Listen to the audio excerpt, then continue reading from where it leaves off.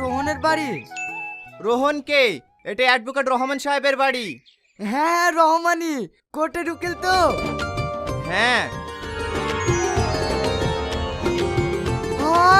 এই বাড়িটা আমার বন্ধুর।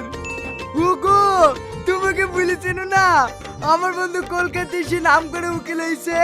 এ দেখো দেখো কত বড় বাড়ি বানিয়েছে, আবার সিকিউরিটি তুইছে। হ্যাঁ গো, কত সুন্দর বাড়ি। হ্যাঁ, বন্ধুটা কার দেখতে হবে? আমরা ছোটবেলায় একসাথে কত আমচুরি করে খেয়েছি। এখনো আমাকে দেখলে কি খুশি যে হবে। চলো চলো ভেতরে ঢুকি। না না, স্যারের পারমিশন ছাড়া ভিতরে যাওয়া যাবে না। হ্যাঁ ভাই, এই তুমি কাকে আটকেছো জানো? তুমি হচ্ছে আর আমার ছোটবেলাকার বন্ধু। তুমি আমাকে আটকেছো জানলে? ঠিক আছে স্যার, ঠিক আছে, আমার ভুল হয়ে গেছে, আপনি যান। এই তো এইবার লাইনে এসো। ওগো চলো। দয়া করে স্যারকে কিছু বলেন না। হবে স্যার। দেখিস সিকিউরিটি কত সম্মান দিল, আমাকেও ছাড় বলছে। স্যার, রানা প্রতাপের কেসটা এখনো পেন্ডিং হয়ে আছে। কিছুক্ষণ আগেই ফোন করেছিল, আপনি একটু ফাইলটা চেক করে নিন। ঠিক আছে, ফাইলটা অফিসের টেবিলে রেখে দিও, পরে চেক করে নিব। রোহন! তুই কেমন আছে বন্ধু?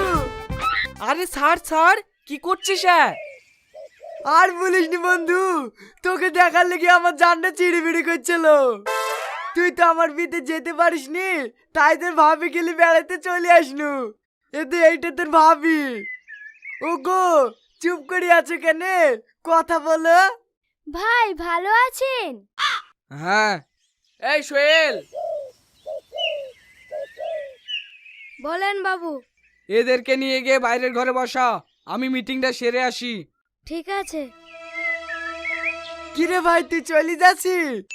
এদের তুই কাতলা মাছ খেতে ভালোবাসিস বলি আমাদের পুকুরে সব থেকে বড় মাছটা নিয়ে এসছি।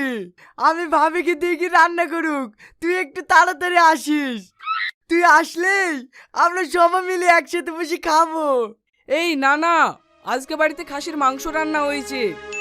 আর তাছাড়া তোর ভাবি মাছ খায় না, মাছটা তুই বাড়ি নিয়ে যাস।